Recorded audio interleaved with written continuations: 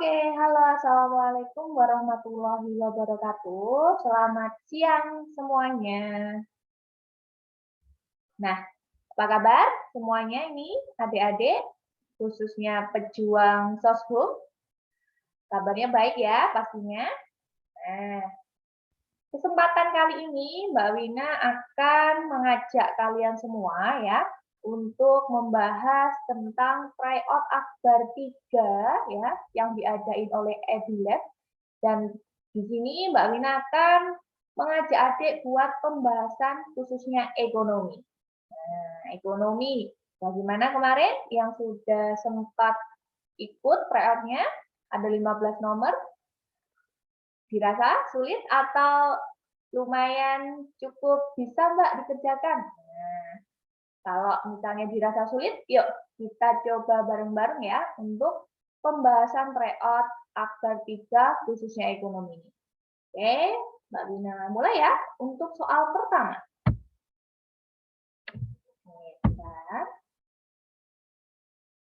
Nah, ini untuk soal pertama di sini, oke mohon maaf ini mungkin ada ketutup ya.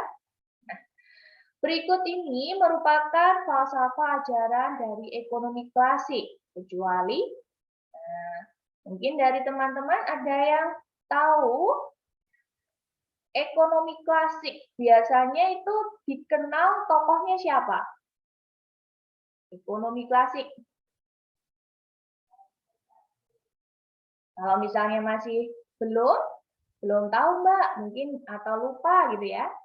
Ekonomi klasik ya, biasanya tokoh yang terkenal dalam sini ya adalah Adam Smith deh. Jadi tokoh yang terkenal di dalam ekonomi klasik ini adalah Adam Smith. Nah, dari kata Adam Smith ini deh, pasti sudah ini ya sebelumnya waktu kelas 10 atau mungkin kelas 11 ya, waktu pembelajaran ada tokoh Adam Smith. Adam Smith ini cenderung bagaimana? Dia lebih suka ya yang berhubungan dengan kebebasan. Nah, jadi Adam Smith ini menunjukkan salah satu tokoh ya. Jadi ini adalah tokoh yang merasa perekonomian itu lebih baik bebas tanpa campur tangan pihak siapapun. Jadi Adam Smith ini telah menyatakan bahwa perekonomian ya atau kegiatan ekonomi lebih baik ya. Oke, benar. Akan lebih baik apabila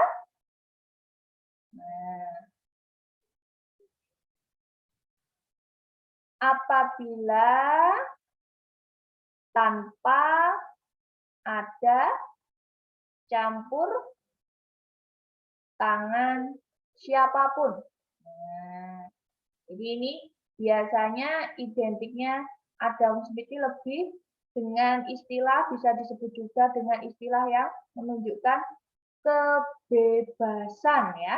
Nah, jadi dia lebih ke kebebasan individual atau kebebasan individu atau boleh juga kebebasan dalam segi pasar ya. Nah, berarti dalam hal ini bagaimana? Kita cek yang merupakan tentang salah satu dari maksud Adam Smith ini atau mungkin beberapa ya. Nah, dilihat dari pertama, menggunakan pendekatan marginal. Marginal, pendekatan marginal itu adalah pendekatan yang biasanya untuk apa? Masih ingat nggak? Waktu misalnya join Mbak Wina dating, pendekatan marginal itu adalah salah satunya untuk mengetahui ini ya, kepuasan marginal ya atau marginal utility. Nah, berarti di sini biasanya salah satunya ya berhubungan dengan hukum Gosen 1 atau Gosen 2 ya. Jadi untuk yang ini merupakan salah satu bagian hukum Gosen ya. Yang kedua, perekonomian dalam keadaan full employment. Nah, ini juga salah satu ya dari maksud ekonomi klasik, yaitu dari Adam Smith. Karena kenapa? Di sini kebebasan kan? Nah, berarti di sini juga keadaannya full employment deh. Jadi ekonomianya full employment. Oke. Selanjutnya, di sini kembali lagi karena tadi kebebasan pasar ya, secara otomatis fleksibel. Harga yang diserahkan juga kembali lagi berdasarkan mekanisme pasar. Jadi penentuan harga ya, penentuan harga di sini berdasarkan mekanisme pasar ya. Nah, karena memang bebas deh ini ya.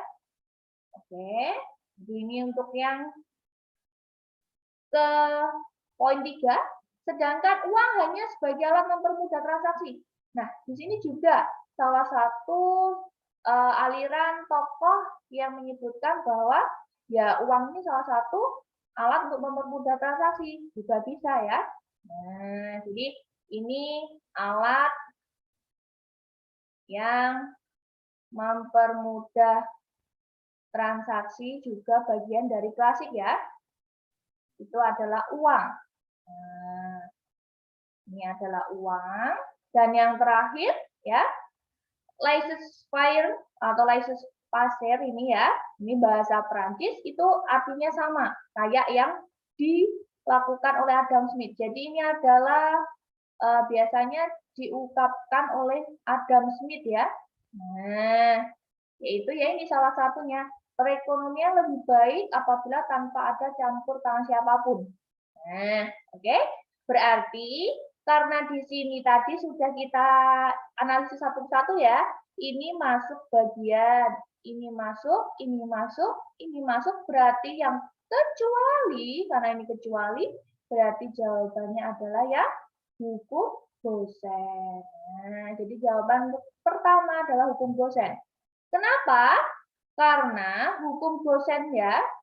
Jadi di sini Mbak Wina kasih keterangan bahwasanya hukum dosen ya atau yang biasanya kita sebut tokohnya namanya dosen ya, ahli ekonomi, ini adalah bagian dari ekonomi neoklasik ya. Nah, ini adalah bagian dari ekonomi neoklasik. Nah, gitu nggih. Loh, Mbak, apakah di sini ekonomi klasik tuh Adam Smith aja? Misalnya Adik ada yang mau bertanya? Enggak, Dek. Jadi Adam Smith tuh tokohnya macamnya banyak ya. Ada juga David Ricardo. Nah, jadi banyak di sini. Untuk lebih jelasnya, nanti ya bisa ikut dating karena di sini juga akan lebih ini ya kita paparkan secara jelas bahwasanya di sini ekonomi klasik itu bukan hanya Adam Smith, tapi memang biasanya yang terkenal di dalam ekonomi klasik itu adalah Bapak Adam Smith, David Ricardo ini juga bisa, nah, dan sebagainya. Jadi banyak ya di sini untuk yang termasuk dalam falsafah ajaran ekonomi klasik. Oke, dari sini dulu ada yang mau ditanyain teman-teman yang join kelasnya Mbak Wina? Belum? Oke, misalnya belum Mbak Wina lanjut ya. Nah, selanjutnya yang nomor kedua. Nah, ini. Pernyataan yang benar berikut ini adalah, nah ini pernyataan yang benar dan kita cek dulu, ternyata di sini membahas tentang apa? Isokos. Nah, isokos. Apa sih Mbak isokos? Nah, jadi kita harus cari tahu dulu apa itu isokos. Nah, isokos. Jadi isokos itu adalah bagian dari ya teori perilaku produsen. Jadi ini adalah salah satu bentuk dari teori perilaku produsen ya, Nak. Nah, apa sih isokos itu? Nah, di sini Mbak Wina akan kasih tips ya. Jadi ini versi Mbak Wina ya. Jadi ISO dan cost. Ini adalah bisa kita bikin sebuah kata kunci ya. Jadi ISO itu adalah kita artikan sama, asumsinya adalah kata dari sama. Cost kan pasti berupa apa, Dek? Biaya atau anggaran. Nah, sudah dari sini kita bisa tahu bahwa sebenarnya ISO cost adalah apa? Kombinasi ya, kombinasi penggunaan dua faktor produksi. Nah, dengan anggaran yang dikeluarkan ya, dengan anggaran yang dikeluarkan sama. Nah, jadi dari yang kita kasih kata merah ini tadi sama anggaran, itu kalau dikombinasikan dalam sebuah pengertian, ISO cost itu adalah kombinasi penggunaan dua faktor produksi dengan anggaran yang dikeluarkan sama. Pastinya kalau teori perilaku produsen ya untuk menghasilkan barang ya pastinya. Nah, bagaimana ini bentuknya, Mbak? Oke, kita akan gambar kurvanya di sebelah ini ya, sebelah kanan sama sebelah kiri. Oke, bentar Mbak Wina garis dulu. Oke, nah, jadi kurvanya misalnya penggunaan dua faktor produksi. Nah, misalnya di sini Mbak Wina pakai capital. Nah, di sini Mbak Wina pakai capital atau modal. Satunya Mbak Wina pakai labor. Nah, berarti nanti di sini berapapun pemakaian yang adik gunakan, contoh, misalkan di sini capital pertama gitu aja ya. Capital pertama ternyata kita alokasikan penggunaannya akan, nah ini kita alokasikan misalnya ketemunya di titik sini, yaitu labor yang pertama. Nah, terus yang kedua kita bikin misalnya dengan mengorbankan labornya, kita bisa menambah si capital. Nah, ini contoh misalkan. Nah, titik ini dengan titik ini, Dek, itu sama-sama menghasilkan biaya produksi. Nah, contohnya bagaimana sih kalau misalnya Mbak Wina gambar dalam sebuah tabel ya, misalnya asumsinya, anggarannya adik berapa? Misalkan anggaran adik sebesar ini, nah, anggaran adik capital, ya, misalnya capitalnya itu seharga atau senilai 20 gitu aja ya. Nah, terus misalnya labor ya, kombinasinya dengan harga 10.000 misalkan. Nah, gini ya. Dan di sini ternyata anggaran yang telah dikeluarkan ya, misalnya budgetnya, oke, budgetnya itu sama-sama 50.000 misalnya. Ini sama-sama 50.000. Bentar. Ini Mbak Wina bikin tabel ya, biar adik nanti lebih paham. Nah, seperti ini. Nah, oke. Nah, ini ya, misalnya kombinasinya hanya dua aja, sesuai yang Mbak Wina gambar itu. Misalnya ini anggarannya 50.000, berarti 50K ya. Nah, ini Mbak Wina bikin 50K. Nah, jadi bagaimana? Misalnya capitalnya 1, gitu ya. Jadi kan 20.000 tuh. 20.000 sisa berapa? Sisa 30. Nah, 30 itu untuk si labor. Nah, nanti sama-sama 50. Terus kita misalnya ya, kita harus mengorbankan si labor untuk menambah si capital.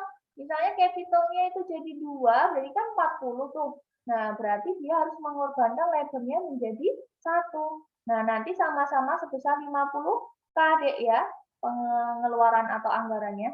Nah, itulah yang disebut ISO cost ya, Dek. Nah, jadi secara umum sebenarnya sama kayak si budget line kalau dalam perilaku konsumen. Nah, ini misalnya Mbak Wina titik A, ya, ini titik A, ini titik Oke, nah ini adalah untuk isokosnya sendiri. Dari sini ada yang mau ditanyakan sebelum kita lanjut? Karena kenapa? Ternyata di sini ada istilah rotasi sama bergeser. Nah, jadi ini masih kita bikin yang versi awalnya dulu. Nah, sekarang kita versi yang rotasi sama bergeser ya. Bagaimana sih Mbak rotasi sama bergeser itu? Oke, jadi ini yang Mbak Wina gambar. Ya, ini ada dua versi ya. Oke, nah ini ada dua versi kurva. Yang pertama, ini adalah isokos ya, berrotasi. Sedangkan yang ini ya, isokos bergeser ya. Jadi berrotasi sama bergeser itu hal yang berbeda. Nah, kalau berrotasi itu bagaimana, Mbak? Oke, misalnya ini capital tadi ya, Mbak Wina tetap tulis posisinya capital. Nah, ini Mbak Wina tulis capital, C gitu aja ya. Oke, ditulis aja nggak apa-apa, guys. Capital, ini letter, sama ya. Ini capital, ini letter. Nah, berarti kalau misalkan berotasi, B, ya, berotasi itu putar kan ya, kalau dalam seharian kita, berotasi itu karena ada perubahan harga dari faktor produksi. Jadi salah satunya itu ada yang berubah harganya. Nah, berarti bagaimana? Contohnya misalkan si labor jadi mahal. Nah, itu mengakibatkan ada rotasi, B. Nah, misalkan seperti ini rotasinya. Nah, adalah ini contoh kalau posisi berotasi ya. Di berotasi itu kayak bentuk lingkaran ya. Nah, ini terjadi karena ya, dia berotasi itu karena ada perubahan salah satu harga faktor produksi. Nah, karena ada perubahan harga atau nilai ya,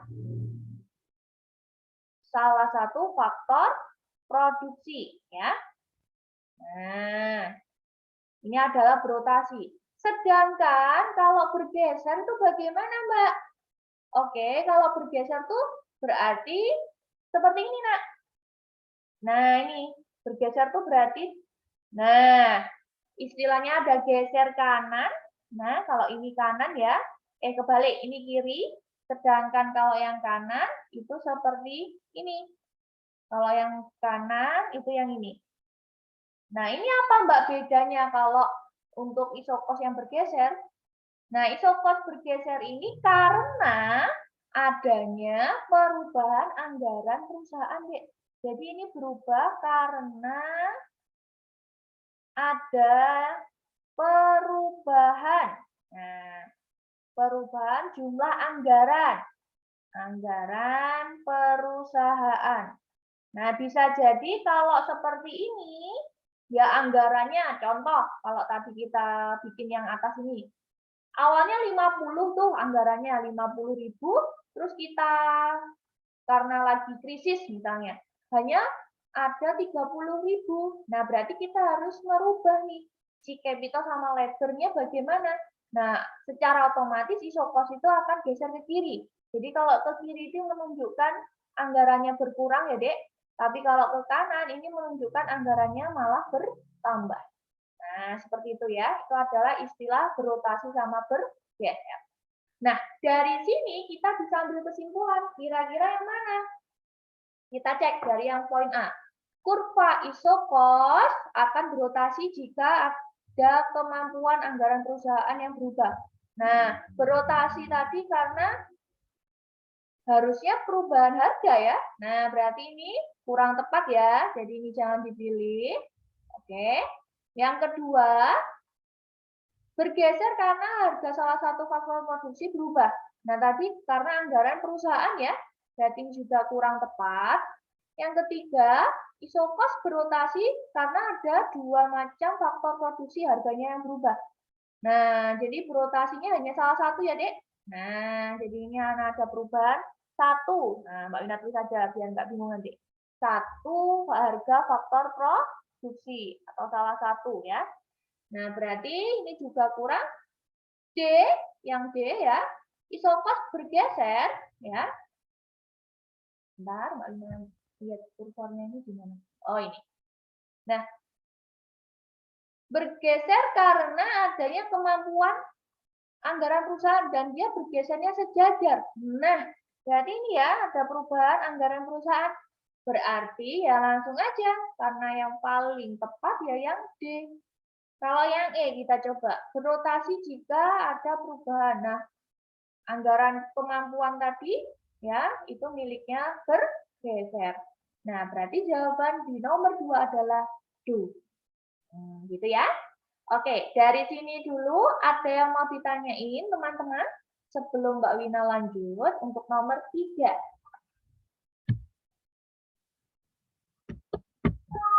Oke, sambil Mbak Wina keep ya.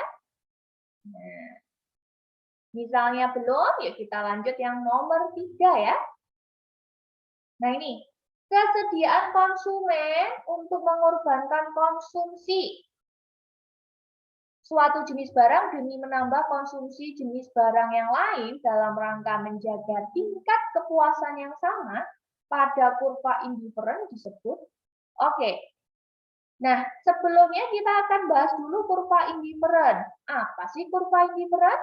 Nah, kita bahas dulu ya. Karena siapa tahu masih bingung apa itu kurva indifferent. Nah, kurva indifferent ya, ini adalah salah satu bentuk dari teori perilaku konsumen. Yaitu pendekatan apa? Masih ingat nggak kalau indifferent? Dia merupakan pendekatan ordinal ya. Nah, bagaimana sih bunyi dari kurva indifferent ini? Atau dari indifferent sendiri? Jadi indifferent itu adalah kombinasi. Nah, kombinasi dua barang yang dikonsumsi ya untuk mendapatkan kepuasan yang sama ya. Nah, jadi ini miliknya konsumen berarti hubungannya kepuasan ya. Nah, untuk mendapatkan kepuasan yang sama. Nah, itu ya. Itu adalah untuk kurva indifferent. Kombinasi dua barang yang dikonsumsi untuk mendapatkan kepuasan yang sama. Nah, kalau dibentuk dalam sebuah kurva bagaimana, Mbak? Oke, ini Mbak Wina juga kasih tahu bentuk kurvanya ya. Siapa tahu masih ini ya, adik-adik masih lupa. Oh, gimana sih bentuk kurva indifferent? Nah, ini Mbak Wina gambar ya. Jadi kurva indifferent itu kurva yang terbentuk melengkung ya. Nah, jadi melengkung kalau untuk indifferent itu. Nah, kombinasinya misalnya nih, ini barang apa ya, adik pengen barangnya disebutin huruf atau barang makanan langsung. Misalnya barang bakso gitu aja ya. Nah, ini misalnya bakso, ini misalnya sate. Nah, sate ayam gitu. Maka kombinasinya ya kita asumsikan misalnya ini adalah kombinasi pertama. Awalnya baksonya banyak ya. Sedangkan yang ini sedikit di sate. Ini kombinasi bakso pertama. Mbak Wina tulis B1, S1 seperti itu ya. Terus misalkan lagi ini kombinasi kedua B2, S2. Nah, sama ya, indifferent itu seperti itu. Jadi dia harus ada yang dikorbankan untuk menambah barang yang ingin dikonsumsi lagi. Nah, berarti ini sama kayak yang soal nomor 3. Nah, berarti yang dimaksud dalam kurva indifferent yang dikorbankan itu yang mana sih, Mbak? Berarti yang ini, Nak. Nah, ini Mbak Wina gambar. Berarti yang dimaksud adalah yang ini, Dok. Pertemuan antara misalnya ini titik A dengan titik B. Nah, dari titik A ke titik B inilah. Apa sih maksud dari ini? Pengorbanan itu? Nah, di sini kalau dalam konsumsi itu dikenal dengan istilah apa? Ada penambahan dan ada yang dikurangi kan nilainya tadi. namanya jadi marginal rate of apa? Substitution ya. Jadi ini dikenal dengan marginal rate of substitution. Nah, jadi yang dimaksud marginal rate of substitution ini, ya kalau adik pengen menambah si sate, ya dia harus mengorbankan si bakso itu harus belinya dikit. Istilahnya kayak gitu. Biar apa? Ya biar sama-sama nanti merasakan kepuasan makan bakso maupun sate ayam. Nah itu ya, itulah yang disebut marginal rate of substitution. Nah berarti jawabannya adalah yang ini ya, yang C. Loh Mbak, di sini kok ada technical? Kalau technical ini berarti teknik itu miliknya perilaku produsen ya. Jadi ini kalau untuk ada istilah technical, ini miliknya perilaku produsen deh. Ya. Jadi nanti jangan bingung kok ada teknik, ada yang tidak. Kalau teknik itu pasti miliknya perilaku produsen. Nah, seperti itu ya. Oke, itulah maksud dari marginal rate of substitution. Harus ada yang dikorbankan untuk menambah barang yang ingin dikonsumsi. Oke, dari nomor 3 ini ada yang ditanyain deh sebelum Mbak Wina lanjut. Misalnya belum, Mbak Wina lanjut ya. Nah, soal nomor 4. Apabila pendapatan konsumen meningkat, maka pendapatan ya kata kuncinya. Nah, ini bisa dilihat dari kata ininya di opsi jawaban. Penawaran, ada permintaan. Nah, kalau misalnya adik merasa bingung, adik itu sebenarnya bisa melihat dari kata kunci pendapatan konsumen. Yaitu pendapatan konsumen ya. Pendapatan konsumen itu bagian dari faktor apa? Faktor permintaan atau penawaran, Dek. Pendapatan konsumen adalah salah satu faktor dari permintaan ya, permintaan barang atau jasa. Nah, berarti kita langsung eksekusi dulu. Misalnya ya, ini kurva penawaran pasti gugur ya. Permintaan oke, ini masuk, penurunan permintaan oke, kenaikan permintaan oke.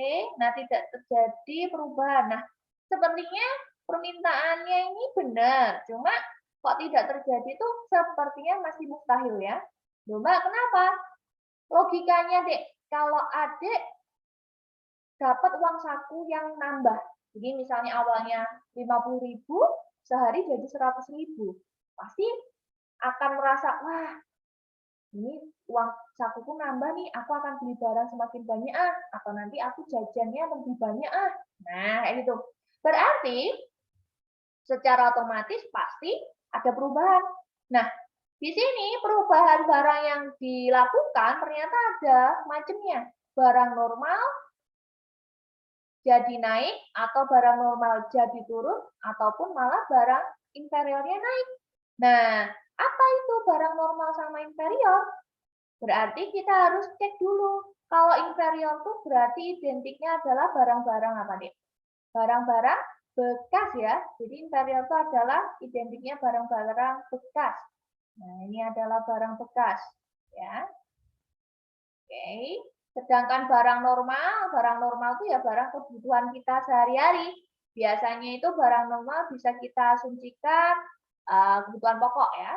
Kebutuhan pokok, beras, nah, kayak gitu ya.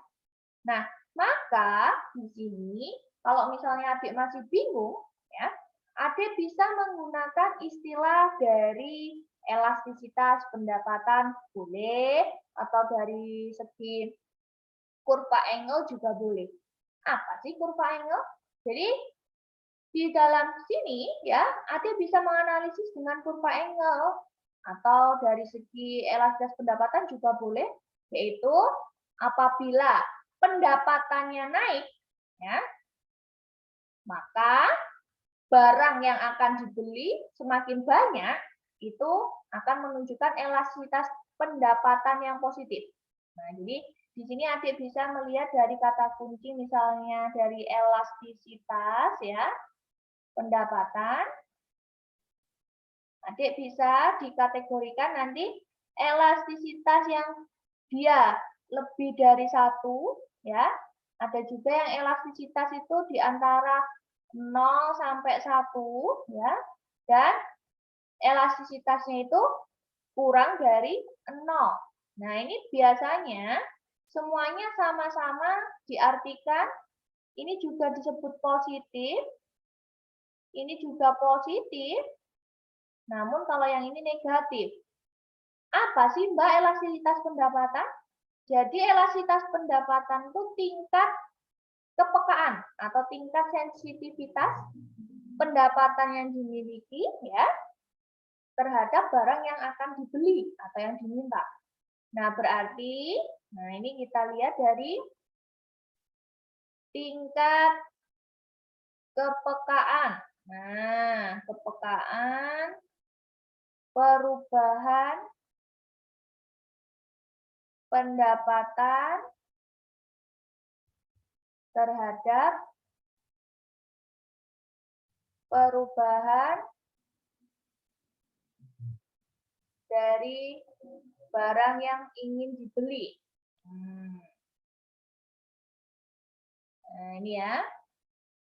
Nah, di sini nanti positif ini biasanya kalau elastisitas positif ini berlaku untuk barang mewah ya. Ini untuk barang mewah. Oke, Mbak Lina ganti warna ya biar nggak sama. Kalau yang ini tuh berlaku untuk barang mewah. Ya.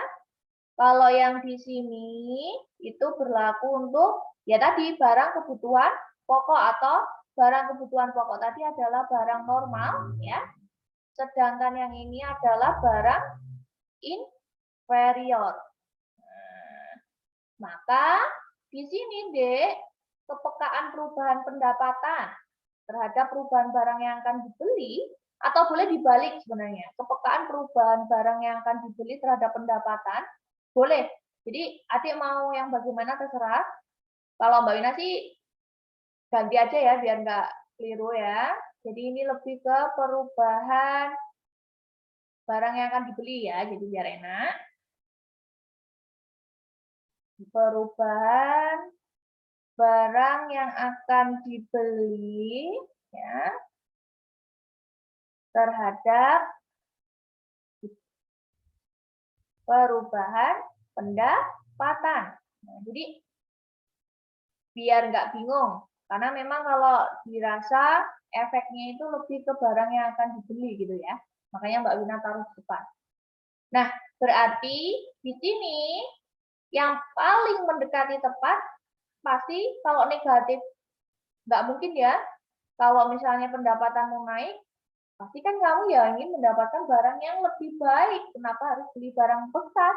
Nah, secara otomatis ya langsung aja ya B, terjadi kenaikan permintaan atas barang normal. Nah, gitu ya. Jadi jawaban nomor 4 adalah B. Oke? Dari sini ada yang ditanyain, Dek? Sebelum Mbak Wina lanjut. Misalnya belum, Mbak Wina lanjut ya. Nah, untuk yang ini. Istilah asumsi ceteris paribus dalam hukum permintaan itu menunjukkan apa sih? Permintaan atau penawaran itu? Sepertinya penawaran ya. Ini ketutup ya. Jadi Mbak Wina mohon maaf, ini ternyata ketutup tadi tulisannya. Hukum penawaran ataupun permintaan. Oh, sama aja ternyata. Nah, ceteris paribus itu, Dek, kalau versi dalam bentuk ini ya, kurva, misalnya Mbak Wina bikin kurvanya permintaan dulu. Nah, ini misalnya kurva permintaan. Quantity, price. Nah, kurva permintaan kan seperti ini ya, demand. Nah, ceteris paribus itu yang bagaimana? Jadi ceteris paribus itu kalau lebih jelasnya, apabila adik masih ingat nggak istilah kurva geser. Nah, Jadi misalnya kurva geser, ini permintaannya geser ke kanan ya. Nah, otomatis ya di sini dia geser kanan tuh karena faktor apa? Biasanya kan faktor pendapatan atau faktor dari selera masyarakat. Nah, kayak gitu ya. Berarti di sini nanti hanya faktor yang ditanyakan yang menganggap bahwa itu terjadi karena perubahan. Nah, atau kalau misalnya Mbak Wina bikin ya, kateris paribus itu ini loh. Jadi di hukum permintaan, ya ini kalau Mbak Wina bikin dalam sebuah pergeseran ya. Kalau dalam hukum permintaan, nah, kalau hukum permintaan kan dia hanya pengaruh apa? Harga barang tersebut dan nilai kuantiti yang diminta kan. Jadi misalnya dari kurva permintaan, hukumnya berbunyi bagaimana? Saat P naik, kuantiti turun. Tapi saat P turun, kuantitinya naik. Nah, berarti kateris paribus di sini hanya faktor harga barang tersebut, Dek. Sama kuantiti doang, karena dia fokusnya ke hukum permintaan. Sedangkan misalnya nih, Mbak Wina bikin yang versi hukum penawaran. Nah, ini kan CS ya. Bunyinya bagaimana? Sama. Yaitu saat P naik, kuantiti yang ditawarkan naik. Tapi kalau yang ini saat P turun, kuantiti yang ditawarkan turun. Ya, berarti kateris paribusnya ya hanya faktor yang ditanyakan kan? Nah, berarti yang lain itu dianggap tetap. Nah, biar adik nggak bingung, biasanya kateris paribus itu saat penawaran ataupun permintaan ada pergeseran, maka si harga, kan pasti ada pertanyaan tuh, harga barang tersebut bagaimana? Nah, jadi harga barang tersebut ataupun faktor lainnya itu dianggap tetap, Dek. Karena dia hanya melihat dia tuh geser karena apa sih? Nah, maka di sini jawabannya model ekonomi yang logis benar tidak ya, faktor lain dianggap konstan. Nah, ini. Jadi istilah kateris paribus itu ya faktor-faktor lain dianggap konstan. Nah, ini biasanya kateris paribus. Nah, ini juga bisa kalau adik bingung misalnya hanya melihat dari hukum permintaan penawaran. Namun kalau dari segi pergeseran, nah ini lebih enak dijelasin. Jadi kalau misalnya demand ya D2 bergeser kanan ya. Misalnya ini ya bergeser ke kanan karena pendapatan bertambah atau pendapatan naik. Nah, berarti harga barang tersebut, karena ini kan P ini kan harga barang tersebut, P di sini juga itu dianggap tetap. Makanya istilahnya kateris paribus itu seperti itu, ya. Jadi di sini hanya faktor pendapatan aja deh yang bikin dia geser, tapi yang lainnya ya tetap. Nah, tapi kalau dalam hukum permintaan kan nggak ada yang ini ya, nggak ada istilah ini menunjukkan kateris paribus itu yang bagaimana jelasnya. Nah, makanya Mbak Wina bikin gambarnya di sini. Nah, gitu ya. Jadi nomor 5 jawabannya adalah ya faktor-faktor lain dianggap konstan. Ya. Oke. Ini hanya faktor harga barang tersebut sama kuantiti, tapi kalau di sini ada faktor pendapatan naik. Jadi harga barang tersebut dianggap tetap. Nah, gitu ya. Oke, untuk nomor 5. Nomor 6. Agar dapat memaksimalkan, nah ini, penggunaan dua jenis barang, misalnya barang A dan barang B, hendaknya keduanya itu saling melengkapi. Hal tersebut terjadi jika, nah, ini ada dua barang yang digunakan bersamaan ya. Berarti langsung aja dek, tembak itu kalau ada dua barang yang digunakan bersamaan, jadi kalau ada dua barang yang digunakan ya, yang digunakan bersamaan atau yang digunakan gitu aja juga bisa, maka ini merupakan bagian dari penjabaran elastisitas ya, elastisitas silang. Nah, jadi ini adalah penggambaran dari elastisitas silang. Nah, bagaimana elastisitas silang itu?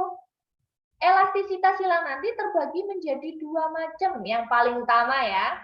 Nah, karena sebenarnya ada tiga, cuma yang tengah-tengah itu netral. Yang pertama ya, elastisitas yang pertama adalah elastisitas silang atau EC ya, elastisitas cross apabila nilainya dinyatakan posisinya lebih dari, posisinya itu dinyatakan,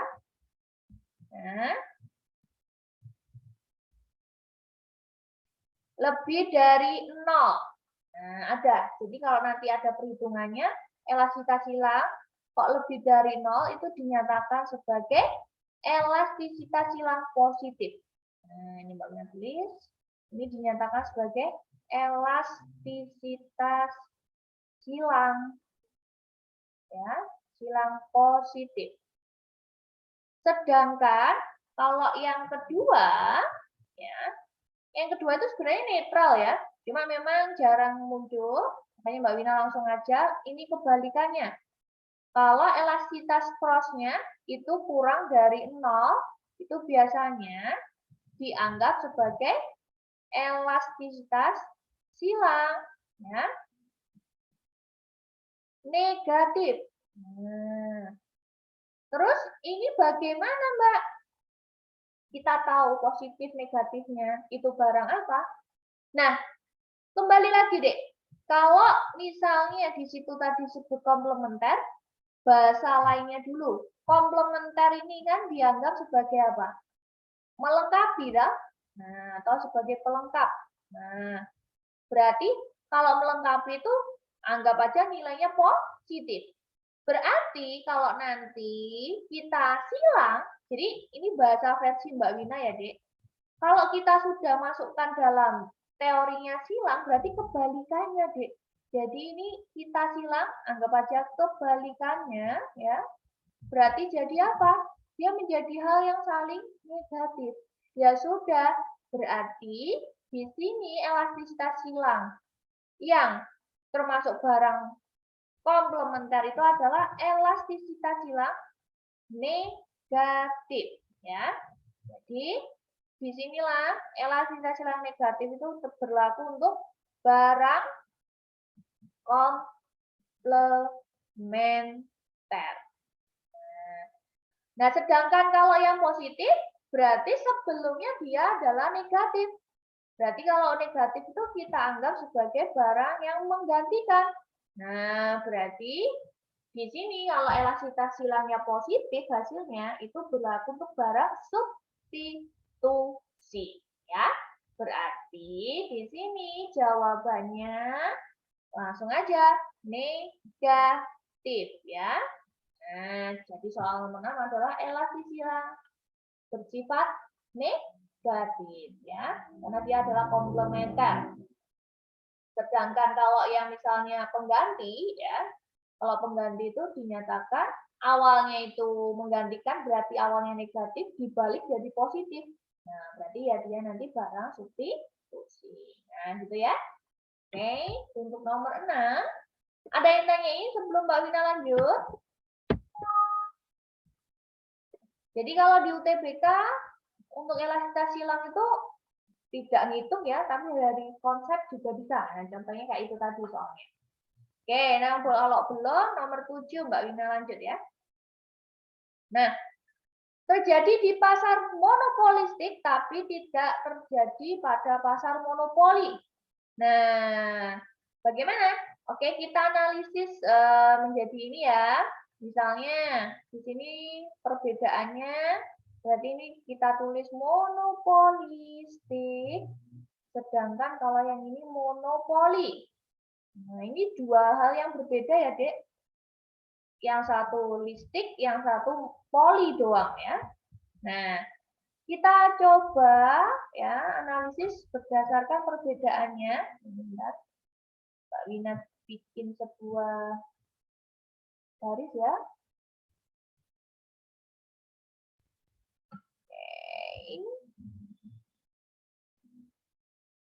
Nah, perbedaannya dari sini. Oke. Perbedaan yang pertama, kita lihat dari ini aja ya. Warna hitam aja ya. Oke, kita lihat dari jumlah produsen. Nah, atau jumlah perusahaannya. Nah, kalau di sini monopolistik itu bisa diartikan banyak ya jumlah perusahaan, sedangkan monopoli hanya satu, ya, hanya satu. Oke, yang kedua dari jenis barang. Nah, dari jenis barang, monopolistik itu sifatnya terdiferensiasi, ya. Sedangkan monopoli sifatnya unik dan tidak ada pengganti ya, Dek. Nah, tidak ada pengganti atau tidak ada substitusinya. Nah, oke, tidak ada pengganti. Terus yang ketiga, kalau berdasarkan harga, penentuan harga itu di sini bisa diartikan price research ya. Nah, jadi mencari tahu research atau bisa diartikan juga masih terkadang mengikuti harga pasar. Nah, price research itu mencari tahu posisinya bagaimana, seperti itu ya. Nah, sedangkan yang monopoli ini langsung price maker ya. Nah, ya dia satu-satunya. Oke, terus apa lagi? Di sini hambatan. Nah, hambatannya bagaimana? Kalau untuk monopolistik masih hambatannya dirasa kecil gitu ya. Nah, hambatannya cukup kecil, tapi kalau monopoli sudah sangat besar ya. Hambatannya besar banget. Karena berhadapan dengan perusahaan yang hanya satu-satunya di negara tersebut. Nah, dari sini aja kita bisa analisis, yuk kita coba. Yang terjadi di monopolistik tapi tidak di monopoli.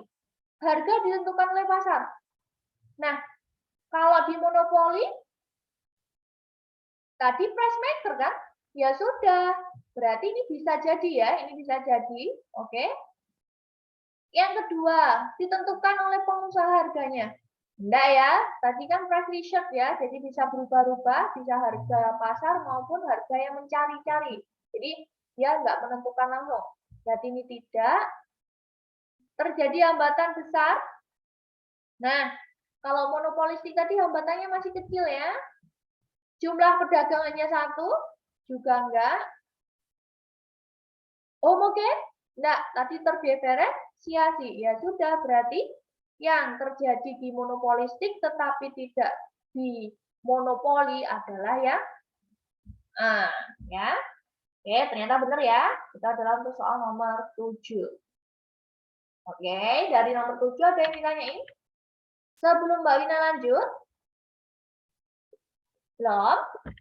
Oke, misalnya belum, Mbak Wina lanjut ya. Untuk nomor 9. 8. Oke, perusahaan saingan akan shutdown apabila, waduh, shutdown berarti udah bahasanya sudah nggak bisa lagi ya kalau shutdown kayak HP di shutdown atau mungkin laptop di shutdown itu kan berarti sudah nggak bisa berkutik lagi. Maka di sini kita bisa analisis deh, yaitu dimulai dari saat perusahaan tersebut mendapatkan laba maksimal itu bagaimana, itu bisa ya. Jadi pertama kali perusahaan kalau dikatakan laba maksimal itu bagaimana?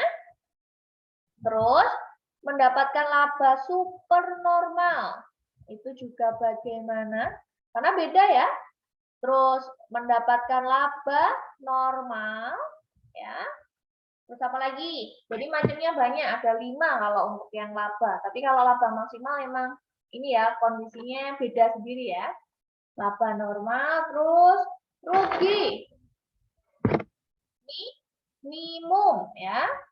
Rugi minimum sudah, terus gulung tikar ya.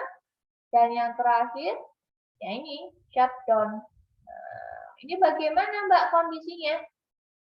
Oke, kita mulai dari saat laba maksimal.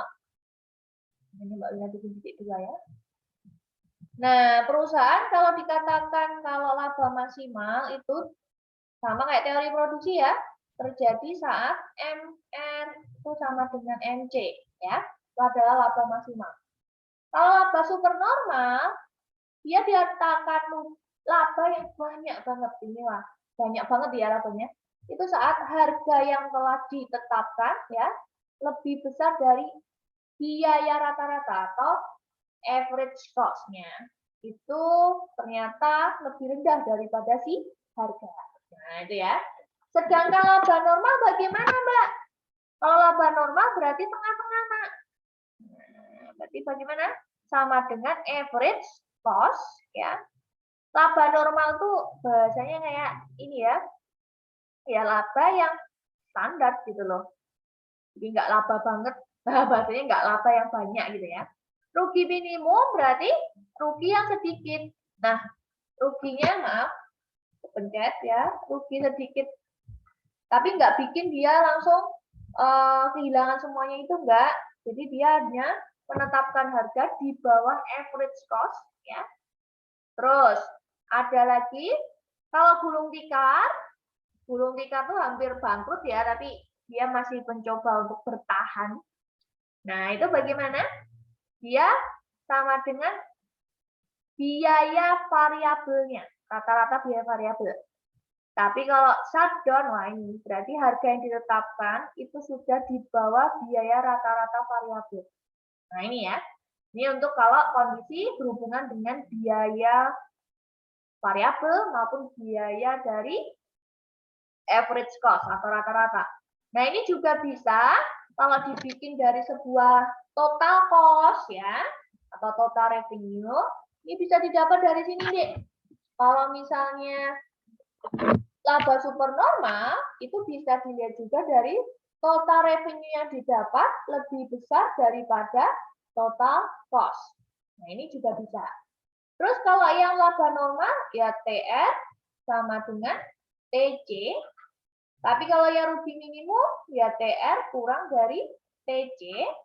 Nah, kalau yang ini bagaimana, Mbak? Total revenue ya itu sama dengan fixed cost ya, variabel cost ya, ini variabel cost. Sedangkan yang di sini total revenue kurang dari variabel cost. Nah, itu ya. Itu adalah kondisi misalnya dia dalam bentuk total revenue dilihatnya. Oke? Nah, maka kita langsung analisis tuh. Ini tadi berarti MR sama dengan MC ini laba max ya. Harga kurang dari average cost. P kurang dari average cost berarti ini rugi. Minim. Total revenue sama dengan total cost itu berarti sama juga ya. Ini juga rugi minimum. Nah, marginal cost sama dengan average variable cost. Marginal cost sama dengan average variable cost nggak ada ya. Nah, harga kurang dari average variable cost. Nah, inilah yang dimaksud shutdown ya. Oke, dari nomor 8 ada yang ditanyain?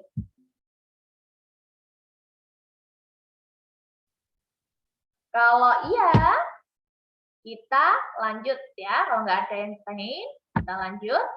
Nomor 9. Menetapkan seorang untuk menempati suatu jabatan dalam organisasi, itu pelaksanaan fungsi apa? Nah, ini adalah bagian dari teori manajemen ya, Dek. Ini adalah teori manajemen ya. Jadi manajemen itu adalah sebuah proses ya. Nah, manajemen ini nanti ada 4 fungsi ya. 4 fungsi manajemen yaitu Mbak Wina biasanya sebut P O A C. Ya, apa P O A C? Dari kata planning. Jadi ini adalah planning, organizing ya, organisasi ya, actuating, dan yang terakhir adalah controlling ya. Nah, apa Mbak ini? Kalau planning planning, D, identiknya adalah dia menetapkan tujuan ya. Ini menetapkan tujuan atau visi misinya bagaimana. Jadi menetapkan di awal. Organisasi itu lebih memposisikan ya. Dia itu lebih ke mengatur SDM. Nah, sesuai keahlian. Nah, gitu ya.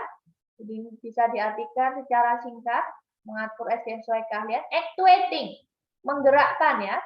Jadi ini menggerakkan dalam artian boleh dengan melakukan pelatihan. Nah, jadi ini juga boleh dalam melakukan menggerakkan tuh dengan pelatihan. Salah satunya.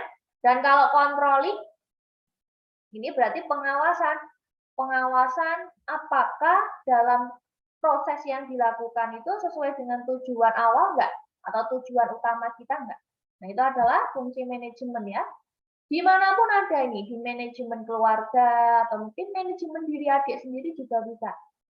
Nah, berarti kalau di sini menetapkan seorang untuk menempati suatu jabatan, nah, berarti kan ini bisa diartikan sesuai dengan keahlian ya.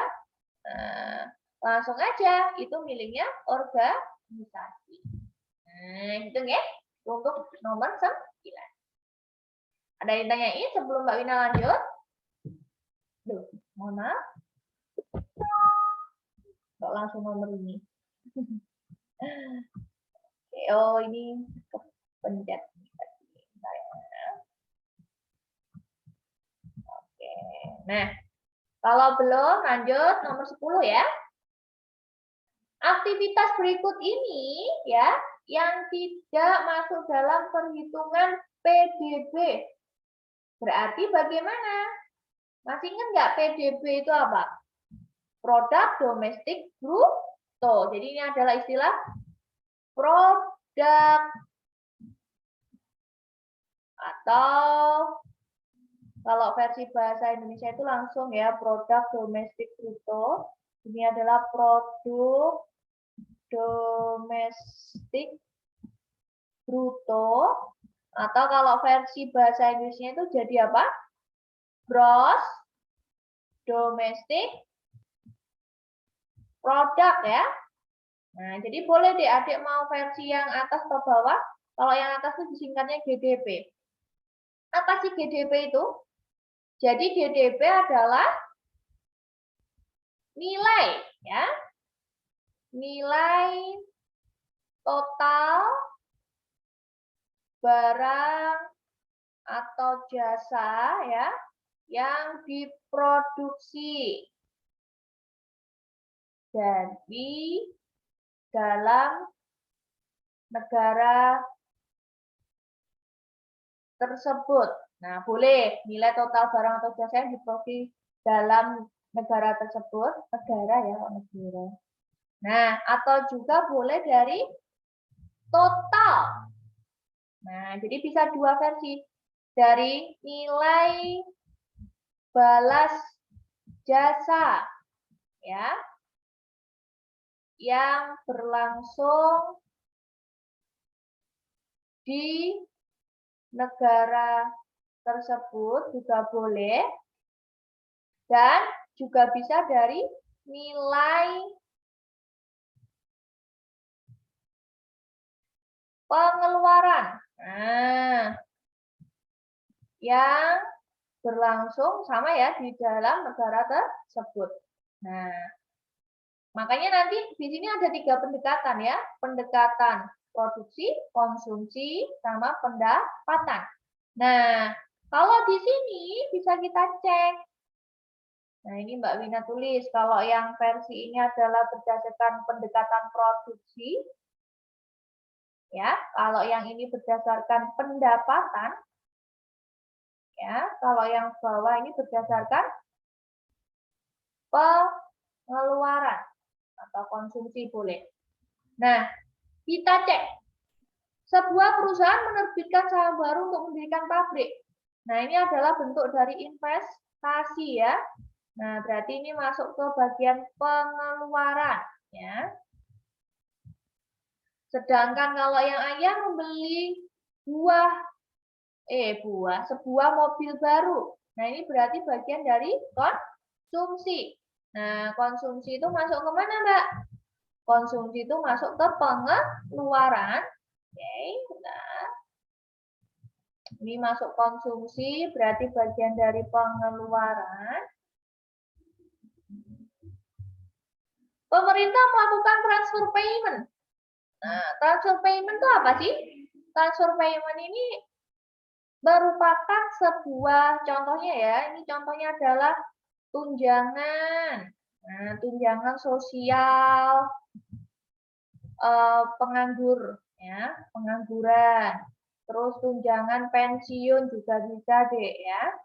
Nah, ini biasanya benar pemerintah yang memberikan, tapi dia menggunakan data ya, data pada tahun sebelumnya. Jadi ini angka atau pendapatan nasional tahun sebelumnya, Dek. Pendapatan nasional di tahun ya sebelumnya. Jadi dia itu baru disampaikan ke yang yang berhak. Nah, itu dapatnya data dari pendapatan nasional tahun sebelumnya. Kalau yang gross domestic product-nya yang saat ini terjadi pada tahun ini ya, Anda memiliki novel.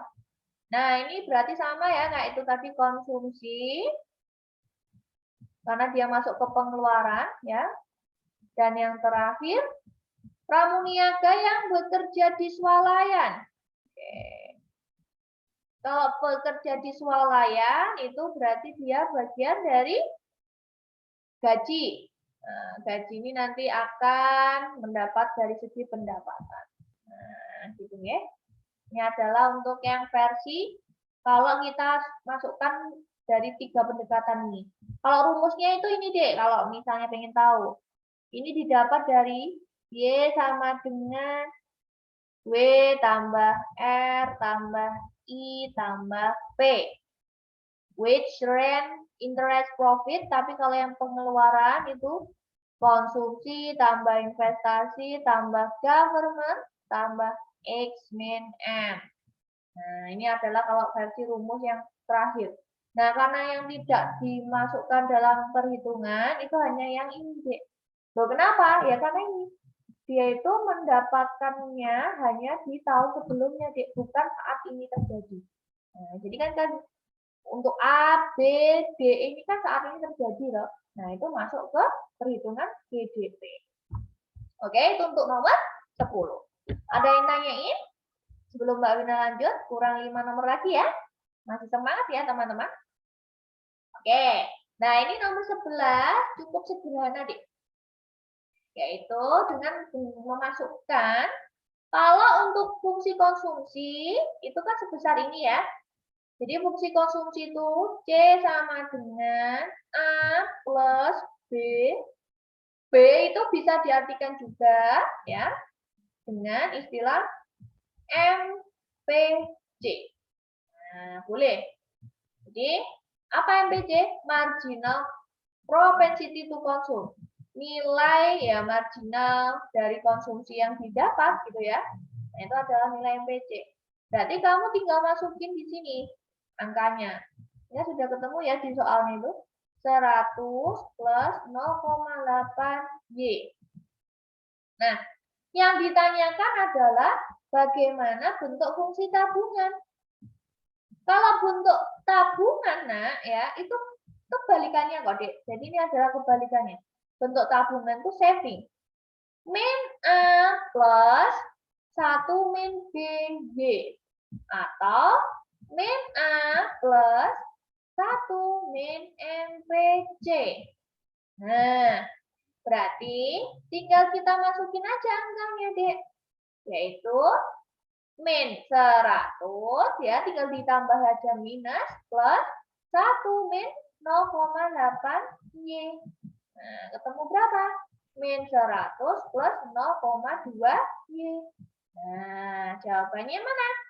Berarti yang ya, min 100 plus 0,2 Y. Kalau pengen tahu A itu apa? Jadi A di sini, Dek, ya. Ini adalah konsumsi otonom. Ini namanya adalah konsumsi otonom. Yaitu di saat konsumsimu ya, itu akan tetap terjadi walaupun kamu nggak punya pendapatan. Itu namanya konsumsi otonom ya. Nah, saat Y-mu 0, kamu tetap mengkonsumsi, itu namanya konsumsi otonom. Sedangkan yang B, ya berarti siapa? MPC tadi. Nilai tambah konsumsimu ya. Nah, di sini kok kenapa saving main A, Mbak? Karena logikanya gini, Dek. Kalau kamu saat nggak punya duit, tadi kamu akan tetap mengkonsumsi. Berarti kan kalau untuk nabung kamu nggak ada, toh, Dek? Pastinya nggak ada uang, kamu mau nabung dengan apa? Nah, makanya di sini untuk saving itu dibikin main A. Nah, jadi dia pasti akan nggak ada untuk istilah nabung, karena memang nggak ada duitnya, bahasanya gitu ya. Nah, itu ya, untuk nomor 11. Oke, Mbak Wina next. Untuk nomor 12. Duh. Kombinasi kebijakan moneter ekspansif ya dengan kebijakan fiskal ekspansif menghasilkan dampak sebagai berikut. Oke, kita cek aja dulu kata kuncinya ekspansif. Ekspansif itu adalah salah satu cara untuk apa? Mengatasi deflasi. Nah, jadi ekspansif itu adalah salah satu cara untuk mengatasi deflasi. Nah, deflasi di sini itu apa sih? Jadi deflasi adalah kondisi yang bagaimana? Kondisi perekonomian lesu ya, Dek. Jadi saat itu tuh perekonomiannya sangat lesu. Nah, berarti dengan adanya ekspansif ini diharapkan kebijakan ini akan mengakibatkan perekonomian tuh bangkit lagi. Nah, jadi ekspansif itu untuk mengatasi perekonomian lesu.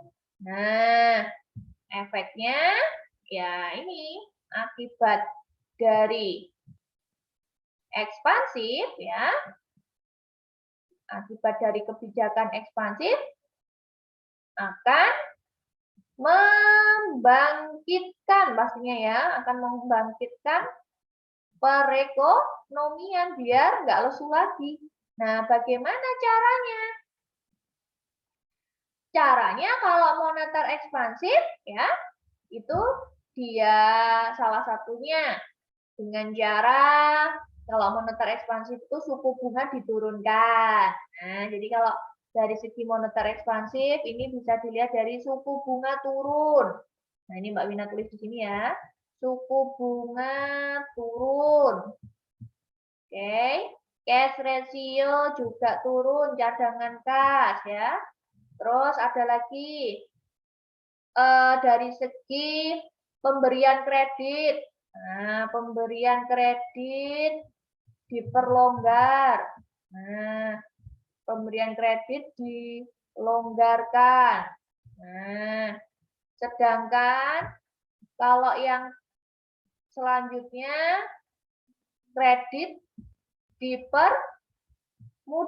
Jadi kalau kamu mau pinjam duit dipermudah. Itu adalah untuk yang moneter ekspansif ya. Sedangkan untuk yang dari segi fiskal, bagaimana? Kalau dari segi fiskal adalah dengan cara pajak. Pajaknya gimana? Diturunkan. Tarif pajak diturunkan, pengeluaran negara ya, pengeluaran negaranya dinaikkan. Nah, ini adalah kondisi kalau lagi ekspansif. Nah, berarti bagaimana efek yang dihasilkan? Berarti kita cari. Kalau misalnya ini dari segi konsumsi pasti biar bangkit lagi ya otomatis suku bunga turun kan efeknya apa? Efeknya ini ya, uang yang dipegang masyarakat banyak. Berarti investasinya meningkat dan karena uang yang dipegang masyarakat banyak dan pajaknya diperendah, misalnya kita lihat dari fiskal, maka konsumsi juga akan meningkat. Ya sudah, jawaban 12 adalah D, peningkatan investasi dan peningkatan konsumsi. Nah, itu untuk jawaban nomor 12 ya. Jadi kalau yang investasi ini bisa dilihat dari ekspansif, yaitu dari segi suku bunga boleh ya. Dan ini dia enggak. Nah, bisa dilihat dari suku bunga. Kalau suku bunga rendah itu kan mendingan ini ya uangnya dibawa. Nah, akhirnya buat investasi peredarannya ya. Terus kalau dilihat dari fiskal bisa dilihat dari pajak ya. Karena pajaknya rendah, akhirnya ya mendingan aku buat belanja. Nah, gitu ya. Jadi jawabannya adalah do. Oke, untuk yang nomor 12. Nah, yang nomor 13 ya. Ini apa sih, Mbak? Balance of payment. Ini nama lainnya adalah neraca pembayaran ya, Dek. Jadi neraca pembayaran itu terbagi menjadi 3 ya. Yaitu apa? Yang pertama, neraca pembayaran itu adalah neraca transaksi berjalan. Transaksi berjalan atau dia disebutnya itu, untuk disebutnya itu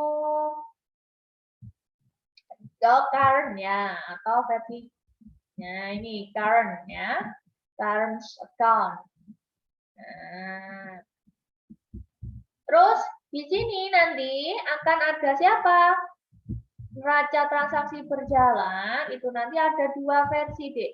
Yang pertama ya, dan yang kedua. Yang pertama itu untuk transaksi dagang ya. Jadi ini untuk transaksi dagang, transaksi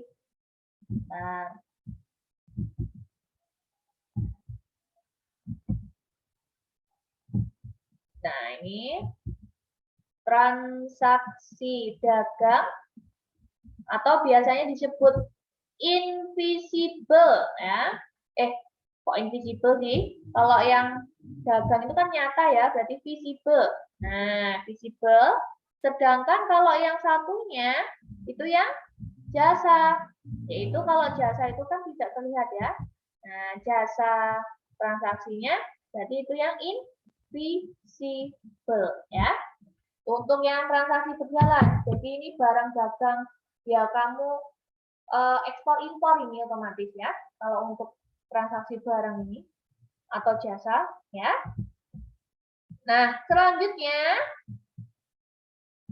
untuk yang kedua adalah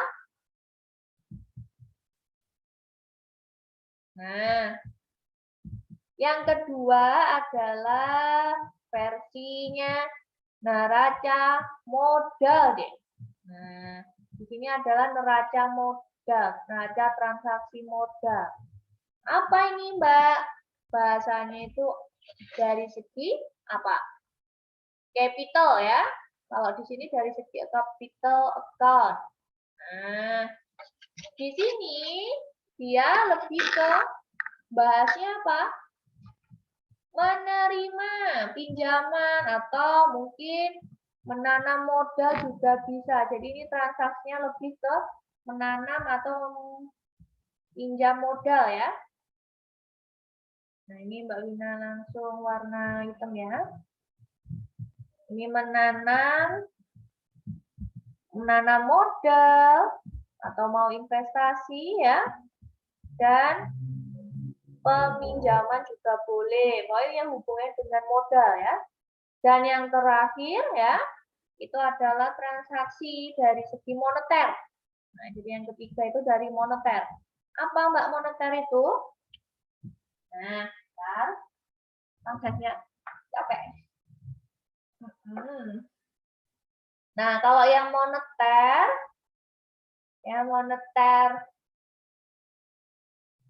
ini lebih ke dia transaksi devisa ya. Nah, jadi moneter account. Nah, jadi ini dia fokusnya lebih ke transaksi keluar masuk pendataan devisa ya. Nah, ini devisa. Pendataan cadangan devisa. Nah, ini ya, ini adalah neraca pembayaran. Jadi terdiri menjadi ada 3 ya. Nah, berarti kita cek kecuali yang mana? Kalau kecuali yang mana, ekspor ini masuk yang visible ya.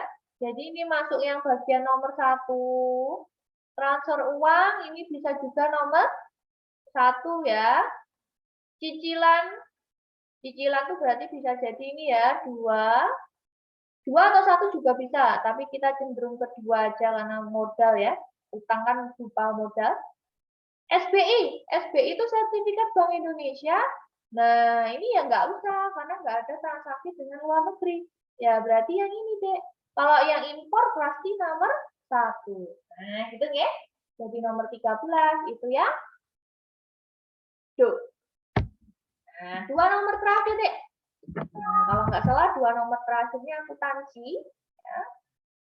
Nah, PT Barokah meminjam uang sebesar 60 juta, Dek. Berarti dia diterima dalam bentuk kas, maka manakah yang tidak berpengaruh? Jadi transaksinya kalau kita tulis otomatis apa, Dek? Nilai kas yang kita terima sebesar 60 juta ya. Dan karena kita pinjam ke bank, istilahnya apa? Utang bank bertambah sebesar 60 juta di kredit. Nah, ini ya. Jadi ini posisinya. Yang awal itu kas, yang di kredit itu utang. Nah, karena yang tidak berpengaruh, yang mana? Jadi kita cek. Kalau kas ya otomatis ini ya aset. Jadi aset itu nama lainnya harta. Bisa diartikan ini miliknya kas. Kewajiban itu nama lainnya utang. Ya utang sudah, kas sudah. Nah, berarti ini masuk. Nah, yang tidak ya piutang ya. Karena kalau piutang itu dia versi barokah atau versi yang PT Barokahnya. Nah, gitu ya. Terakhir. Mbak, nah, ini dijaga. Lihat yang nomor 13. Oh ya, lihat nomor 13. Oke, ini deh. Oke, sudah? Udah, Mbak, makasih. Iya, sama-sama. Oke, nah terakhir ya, untuk nomor 15, tanggal 15 September 2019 menjual barang ke PD Melati yang akan dibayar tanggal 10. Nah, kamu belinya 15 September ya. Oh, ini maaf, ini PD Mawar itu menjual kepada PD Melati. Berarti PD Melati yang membeli ya. Nah, berarti PD Melati ini istilahnya yang membeli. Dan membeli secara apa? Kredit. Nah, kalau membeli secara kredit di dalam dagang, dia ditulis di mana, Nak? Untuk jurnal khususnya, masuk ke jurnal khusus pembelian ya, atau Mbak Wina biasanya singkat JB. Nah, berarti di sini langsung aja tembak. Karena dia transaksinya kredit ya, JB. Nah, gitu ya. Dicek lagi, kenapa sih Mbak kok JB? Karena ini, UD Mawar menjual ke PD Melati dan akan dibayar tanggal 10. Berarti UD Mawar itu sebagai yang punya toko ya, atau yang penjual, sedangkan yang Melati ini adalah pembeli. Dan karena dia membelinya dibayar 10 Oktober, berarti dia secara kredit. Nah, langsung aja kalau ada transaksi membeli kredit itu masuk ke jurnal khusus pembelian. Nah, itu ya, Dek. Itu untuk soal untuk terakhir dalam pembahasan pre-order 3 ini ya. Oke, dari sini dulu ada yang mau ditanyain untuk teman-teman? sebelum Mbak Wina akhiri?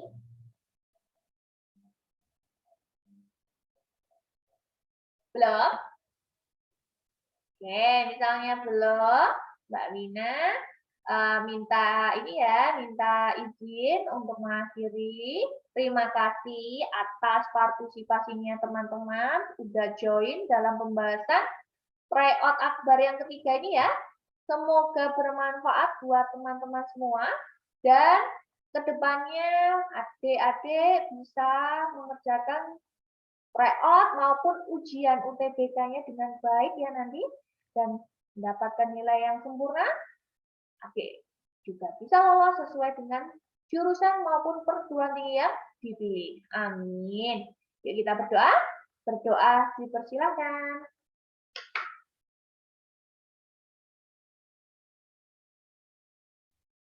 Amin. Oke, kalau gitu terima kasih atas kehadirannya dan partisipasinya.